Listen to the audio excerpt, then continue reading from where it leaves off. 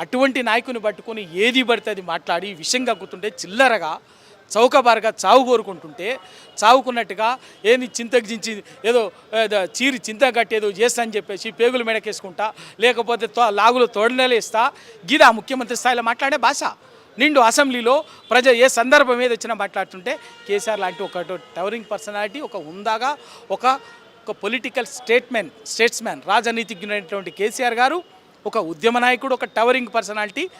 ఆయనకు మనసుకు ఎందుకు ఉంటుంది మాట్లాడాల్సిన అవసరం లేదు ప్రస్తావించిన ఒక ముఖ్యమంత్రి స్థానంలో ఎవరైనా ఉండని కాక ఆ ముఖ్యమంత్రిని గౌరవిస్తారు ఆయన పేరు మాట్లాడలేదు ప్రస్తావించడం అనే సబ్జెక్టే కాదు ఆ విధంగా రేవంత్ రెడ్డి గారు ఆ హుందాతో వ్యవహరిస్తే